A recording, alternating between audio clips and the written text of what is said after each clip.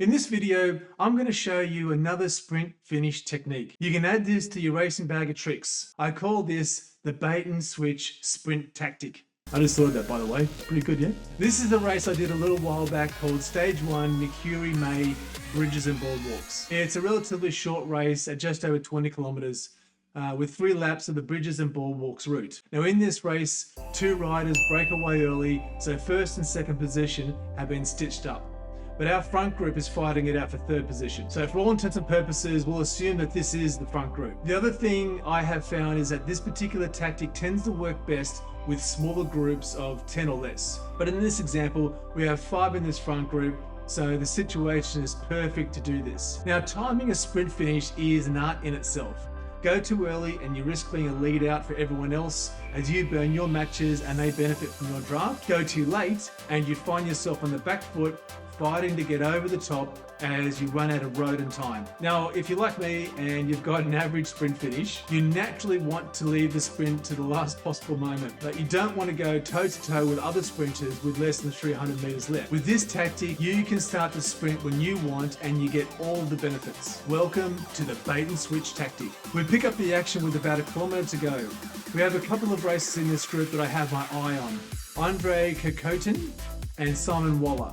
Both races have a very similar sprint finish to myself. What I want to do is to force the others to go earlier than they normally would and make them use up their sprint matches before the finish without me using mine. How do we do this? Okay, so with less than 1,000 meters to go, I position myself at the back of the pack. I want to build some speed up, but I don't want to reach my peak sprinting power just yet.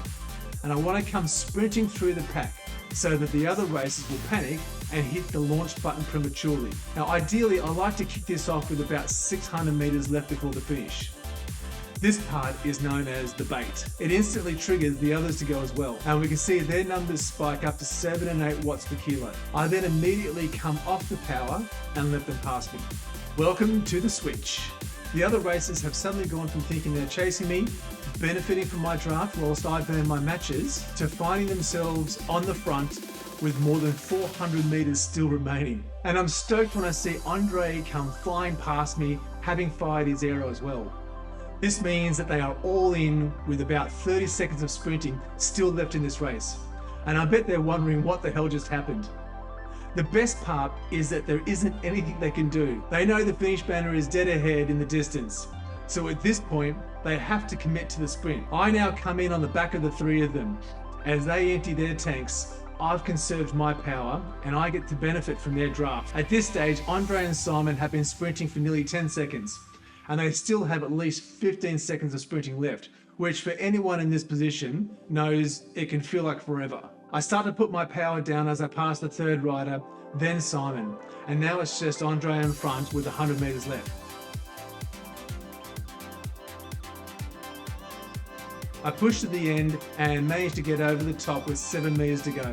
I know, cutting it close. I believe that if this had been a regular 300 meter sprint, I don't think I would have beaten Andre or Simon. But using my bait and switch sprint tactic, I was able to get the others to commit earlier than they would have liked, empty their tanks, and give me a nice draft to the finish. Anyway, I hope this has been helpful, and let me know if this works for you or if there's something else I could do differently to make this a killer tactic. Thanks for watching.